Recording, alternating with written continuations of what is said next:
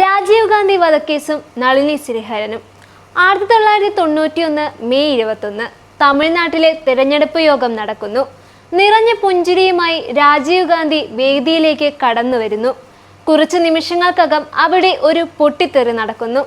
ഇന്ത്യയെ നടുക്കിയ ഏറ്റവും വലിയ രാഷ്ട്രീയ കൊലപാതകങ്ങളിൽ ഒന്നാണ് ആ ദിവസം നടന്നത്. രാജീവ് ഗാന്ധിയുടെ ദേഹത്ത് പുഷ്പഹാരം ധരിപ്പിക്കുവാൻ വന്ന യുവതിയാണ് ആ ആക്രമണത്തിന്റെ പിന്നിൽ. അവൾ തന്നെ സ്ഫോടക വസ്തുക്കൾ നിറച്ച എക്സ്പ്ലോസീവ് വെസ്റ്റ് ധരിച്ചിട്ടുണ്ടായിരുന്നു. ആ സ്ഫോടനത്തിൽ ജീവൻ നഷ്ടപ്പെട്ടത് രാജീവിനൊപ്പം മറ്റ് 14 പേർക്കും കൂടിയായിരുന്നു. നളിനി ശ്രീഹരൻ ചെന്നൈയിലെ കോളേജിൽ നിന്നും ഇംഗ്ലീഷ് ഭാഷയിലും സാഹിത്യത്തിലും ബിരുദം നേടിയവളാണ്. തമിഴ്നാട്ടിലെ ഒരു സ്വകാര്യ സ്ഥാപനത്തിൽ പേഴ്സണൽ സെക്രട്ടറിയായും ജോലി ചെയ്തിരുന്നു. നേഴ്സായ പത്മാവതിയും പോലീസ് ഇൻസ്പെക്ടർ ശങ്കരനാരായണനുമാണ് മാതാപിതാക്കൾ. 3 മക്കളിൽ മൂത്തവളാണ് നളിനി. ശ്രീഹരൻ എന്ന യുവാവിനോടുള്ള പ്രണയം. Sreeharan Liberation Tigers of Tamil ഈഴത്തിന്റെ അനുയായിയായിരുന്നു. അയാളോടുള്ള പ്രണയമാണ് നളിനിയുടെ ജീവിതത്തെ ആകസ്മികമായി രാജ്യത്തിലെ ഏറ്റവും വലിയ രാഷ്ട്രീയ കൊലപാതകത്തിലേക്ക് വഴിതിരിയുവാൻ കാരണമായത്. ആ കുറ്റകൃത്യത്തെ സാധൂകരിക്കുവാൻ സഹായം ചെയ്തതിന്റെ പേരിലാണ് നളിനി അടക്കം മറ്റ് 5 പേർക്ക് ജീവപര്യന്തം തടവ് ലഭിച്ചത്. ശ്രീപെരുമ്പുത്തൂരിൽ ആക്രമണം നടന്ന സമയത്ത് തന്നെ സ്ഥലത്തുണ്ടായിരുന്ന ഏക പ്രതി നളിനിയാണ്. ആക്രമണത്തിൽ 6 പേർക്ക് ദോഷമുണ്ടാകുമെന്ന് മുൻകൂട്ടി അറിയാമായിരുന്നുവെന്ന വാദം കോടതിയിൽ അംഗീകരിക്കപ്പെട്ടു.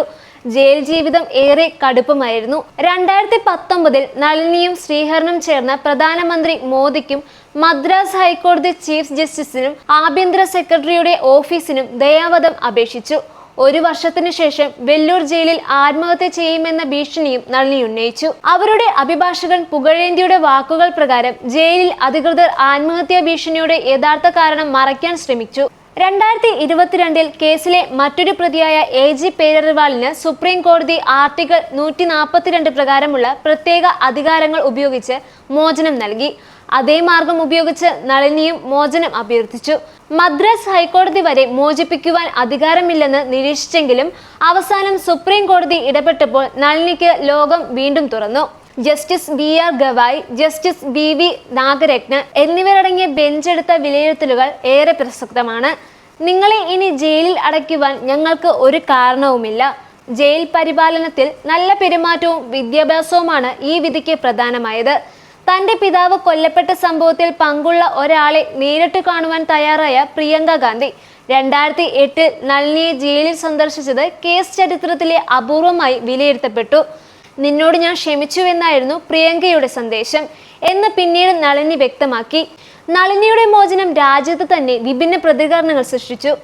INC നേതാവ് മാണിക്യം ടാഗോർ ഇവരുടെ മോചനം കുറ്റവാളികളെ നിരപരാധികളായി ചിത്രീകരിക്കുവാൻ ഉപയോഗിക്കുമെന്ന ഭയം പ്രകടിപ്പിച്ചു.